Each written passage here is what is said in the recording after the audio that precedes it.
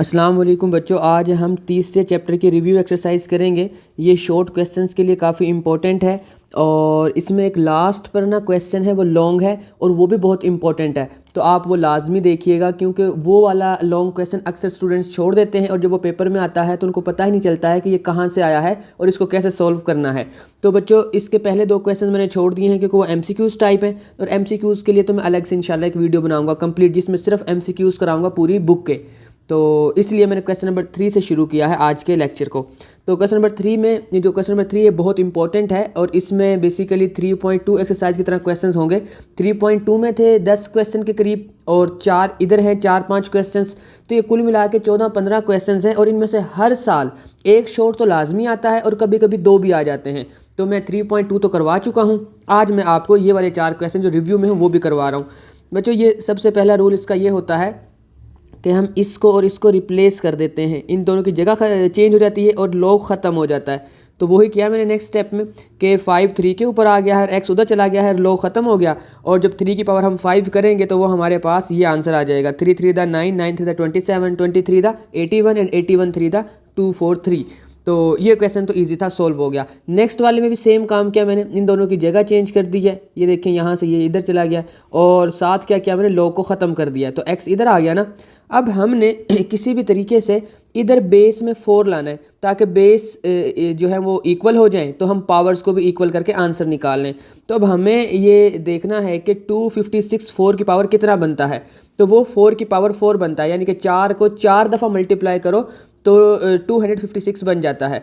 इसलिए हमने इसके लिख ली 4 की पावर 4। अब जब बेस यानी कि ये 4 और ये 4 इक्वल हैं तो इनकी पावर्स भी इक्वल होंगे, ये बेसिकली लॉग का रूल है। इस चैप्टर में हमने 3.2 एक्सरसाइज में इसकी डिटेल में बात कर ली थी। तो अब ये दोनों भी क्या हो गए, इक्वल हो गए, तो पावर्स या एक्सपोनेंट्स थे, तो इसलिए यहाँ पे एक्स का आंसर आ गया जी 4। नेक्स्ट वाले क्वेश्चन में भी सेम काम किया मैंने, लॉग को ख़त्म किया और ये वाली चीज़ और ये वाली चीज़ एक दूसरे की जगह यानी कि इन दोनों की रिप्लेस करके आ गई हैं।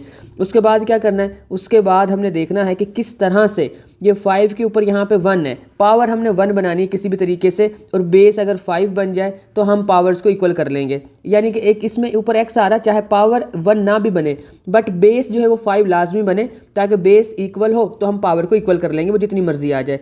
तो एक चीज़ याद रखनी है, यहाँ पे 5 की पावर 1 है जो लिखते नहीं है, जिसकी पावर कुछ नहीं है उसकी 1 होती है।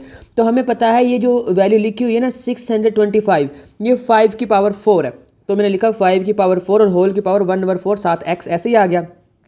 4 और 4 हो गए कैंसिल, तो हमारे पास बचा 1x, ये देखें, और 1 के साथ जो x है ना उसके साथ 1 लिखा नहीं करते, तो अकेला बच गया 5 की पावर x, तो इधर 5 की पावर 1 थी, तो 5 और 5 बेस जब सेम है तो पावर्स भी सेम हुई ना, तो x इज इक्वल टू 1 आ गया। बच्चों ये क्वेश्चन भी हमारे पास हो गया। नेक्स्ट हमारे पास इसी टाइप का लास्ट क्वेश्चन है और वो ये है कि हमारे पास है यहाँ पे लोग उसकी बेस जो है वो 64 है, इधर इधर इसको बच्चों इंडेक्स बोलते हैं, वैसे ये इंडेक्स में x है और राइट साइड पर ये वैल्यू। सबसे पहले लॉग ख़त्म हुआ, इन दोनों की जो है वो उनकी पोजीशंस चेंज हो गई हैं, वो उधर चली गई, इधर आ गई है। उसके बाद हमने देखना है कि किस तरीके से हम बेस को 1 बना सकते हैं, क्योंकि सॉरी ये एक्सपोनेंट को, पावर को, अगर पावर 1 बन जाती है तो बेस में जो भी चीज़ आ जाएगी वो x के इक्वल रख लेंगे हम उसको। तो यही करते हैं, इधर पावर कुछ नहीं है तो 1 है, तो दूसरी साइड पर भी 1 करना है हमने किसी तरीके से। तो हम इसकी 4 की पावर 3 करेंगे ताकि ये 3 और 3 नीचे वाली चीज़ तो कैंसिल हो ना, फिर ऊपर वाली का कुछ हिसाब किताब लगाते हैं, पहले नीचे वाली चीज़ को कैंसिल कर लेते हैं। तो 4 की पावर 3 करके ना मैंने इसको और इसको कर दिया जी कैंसिल। जब ये कैंसिल हो गया तो 4 की पावर -2 बची।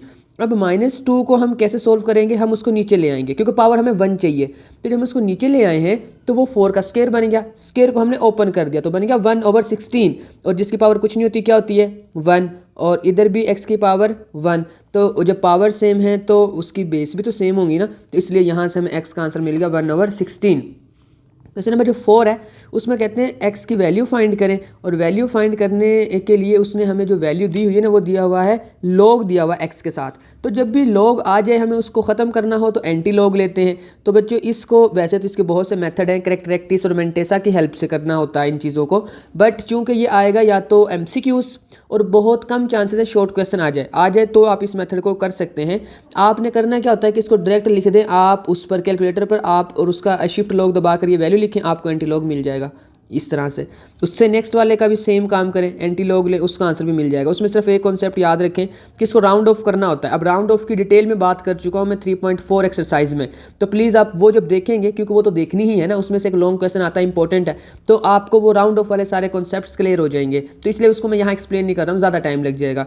वो 3-4 रूल्स होते हैं। अब नेक्स्ट हमारे पास इसका भी सेम ही है जी, हमने इसके भी इसी तरह से कैलकुलेटर पर लिखा और हमें ये आंसर मिल गया। बच्चों मैं बता रहा हूँ ये MCQs के लिए बहुत ठीक मेथड है। अगर आप दूसरे चक्कर में पढ़ोगे तो काफ़ी ज़्यादा टाइम वेस्ट हो जाएगा, और मैथ के पेपर में टाइम मैनेज करना बहुत ही ज़रूरी चीज़ है, वरना आपका पेपर रह जाता है।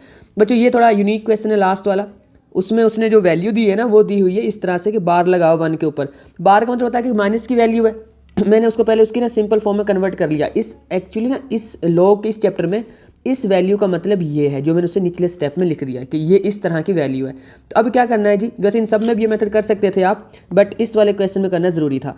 अब इस चीज़ का हमने एंटी लॉग ले लेना है, वो हमें ये आंसर मिलेगा, और ये चीज़ जो है इससे मल्टीप्लाई हो जाएगी। मल्टीप्लाई होकर जो हम इसको ऑर्डिनरी, ये है साइंटिफिक नोटेशन फॉर्म बच्चों 3.1 एक्सरसाइज ना, तो ये साइंटिफिक नोटेशन है, इसको ऑर्डिनरी में कन्वर्ट करो, ये आंसर मिल जाएगा हमें, और यही इसका आंसर है बच्चों। अब चलते हैं हम इससे नेक्स्ट क्वेश्चन पे, वो भी शॉर्ट के लिए इंपॉर्टेंट है, और उसमें हमें log 2 की वैल्यू दी हुई है, log 3 की दी हुई है, log 5 की दी हुई है, और हमसे 3 क्वेश्चन वो करता है कि हमें log 45 की वैल्यू बताएं, 16/15 की, और 0.048 की वैल्यू फाइंड करके दे। अब लेकिन हम कैलकुलेटर नहीं यूज़ कर सकते इस क्वेश्चन में, क्योंकि इसमें उसने जो वैल्यूज़ दी है ना, बस उन्हीं का यूज़ करना है। हमने सबसे पहले क्वेश्चंस को कन्वर्ट कर लेना है log 2, log 3 और log 5 की फॉर्म में, फिर उसके बाद सोल्व करना है।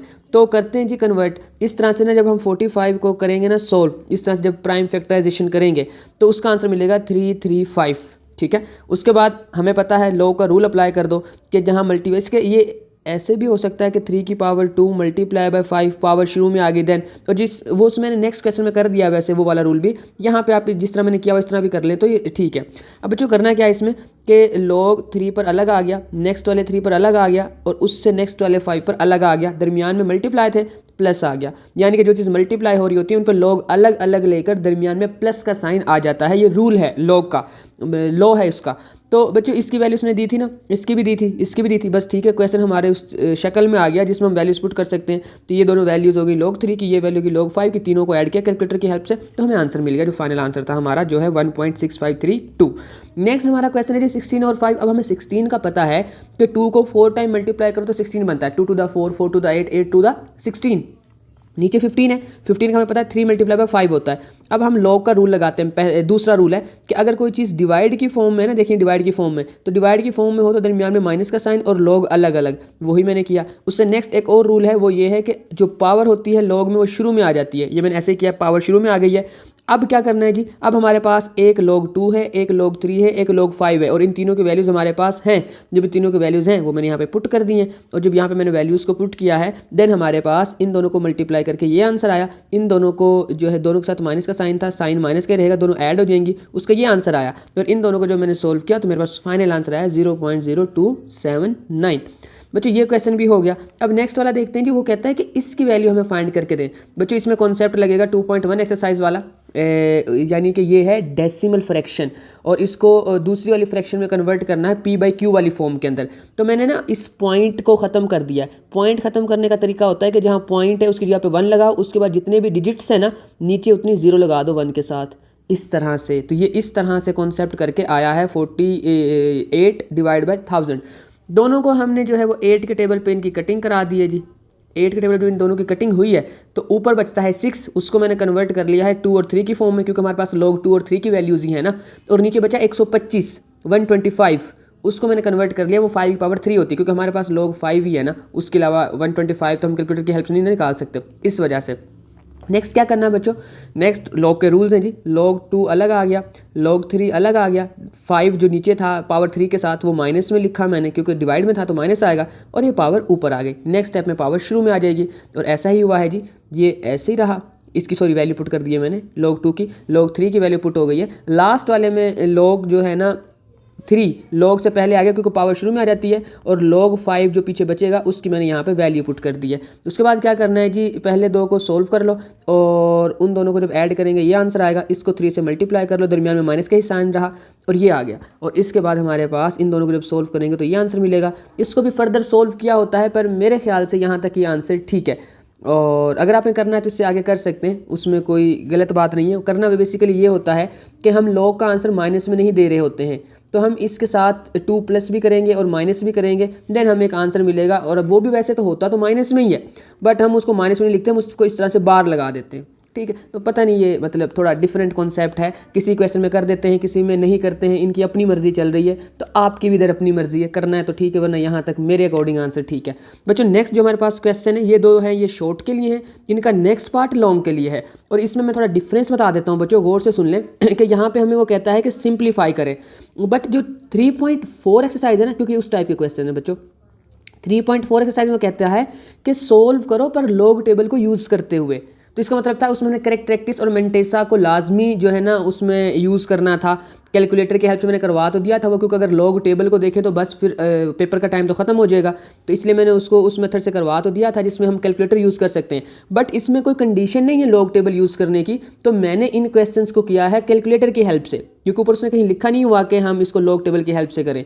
तो जब मैंने इसको कैलकुलेटर की हेल्प से किया है, अगर आप चाहते हैं कि नहीं हमने तो 3.4 की तरह इसको करेक्टरेक्टिस और मेंटेसा की हेल्प से करना है, तो उसका मेथड मैंने 3.4 में करवाया हुआ है, तो आप उससे देख के वो कर लीजिएगा जैसे आपको ईजी लगे। बाकी क्वेश्चन सेम वही है। सबसे पहले लेट करना है, दोनों तरफ लॉग लेना है, लेट करने के बाद लॉग लिया और उसके बाद लॉग के रूल्स अप्लाई कर दिए, पावर आ गई जी शुरू में, और जो नेक्स्ट वैल्यू हमारे पास बची उसका लॉग ले लिया कैलकुलेटर की हेल्प से, वो ये लॉग आया, उसको 3 से डिवाइड करा दिया, क्योंकि 1/3 है ना, इसका मतलब कि 3 से डिवाइड हो रहा है। जब 3 से डिवाइड हुआ हमें ये आंसर मिला। अब ये आंसर आ गया, हमें तो x चाहिए था, लॉग एक्स्ट्रा है उसके साथ एंटी लॉग ले लो बच्चों, लॉग खत्म करने के लिए एंटी लॉग लेते हैं, एंटी लॉग लिया, ये आंसर आ गया। और इसमें जिसमें मैंने ये एरोज लगाए हुए हैं ना, इसका मतलब है कि राउंड ऑफ करके पीछे बुक में आंसर दिया, मीन्स इसका आंसर बुक में होगा 2.942।